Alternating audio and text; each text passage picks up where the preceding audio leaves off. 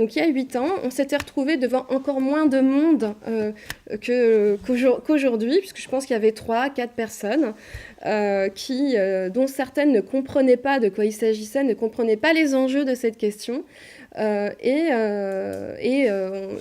analyses de l'association sur la question du délit de dénonciation calomnieuse ont été remises en cause en fait par les spécialistes, les juristes, les magistrats, les politiques, les membres du gouvernement et même parfois dans des associations féministes, alors que 10 ans plus tard, on nous a donné raison jusque devant les plus hautes juridictions, puisque la Cour européenne des droits de l'homme a fini par valider les analyses. Tout ça pour vous dire que vous qui avez choisi d'être là aujourd'hui, peut-être que vous êtes les premières à vous intéresser à une question, à un combat qui aboutira sans doute, il faudra bien qu'il aboutisse, de la réécriture du délit de harcèlement sexuel.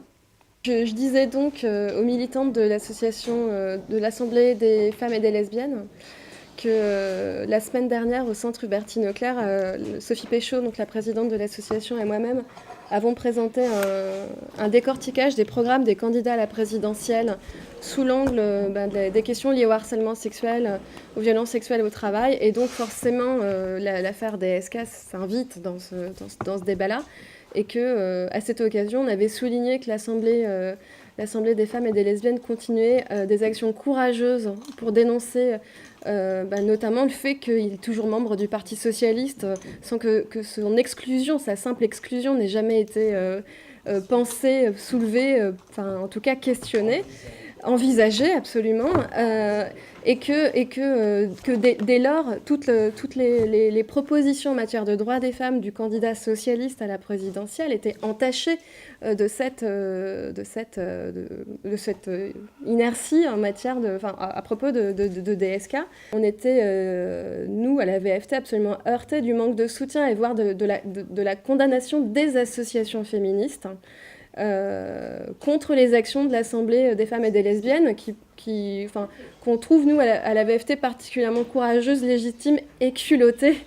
Et que je trouve assez hallucinant qu'on ait pu entendre, alors que nous on est dans le public et qu'on était vraiment en soutien et on se disait vraiment elles ont du cran, elles font ce qu'il faut en fait, et c'est exactement ça qu'il faut faire, qu'on ait entendu autour de nous des militantes d'associations dire on en a ras-le-bol de les voir intervenir, de les voir saper ces manifestations. Et de les voir finalement dire ce qui est nécessaire de dire. Voilà. On n'est pas le Conseil constitutionnel. C'est pour ça qu'on est intervenu. C'est pour pouvoir dire, nous, on représente des victimes. Si vous faites ça, vous allez leur faire une violence inouïe. Mais je termine ma phrase. Mais aujourd'hui, moi, je pense qu'il y a deux hypothèses qui sont équivalences en termes de chance. Ouais. C'est la déclaration de conformité, d'un côté, et une déclaration de non-conformité, mais avec effet différé. Parce que, mais là, c'est peut-être un optimisme forcené, mais je ne peux pas croire à l'abrogation pure et simple de la loi, alors que par exemple la réforme de la garde à vue, qui a défrayé la chronique, alors que là on avait des dispositions extrêmement litigieuses, en tout cas au regard des droits de la défense et de la jurisprudence de la Cour européenne des droits de l'homme,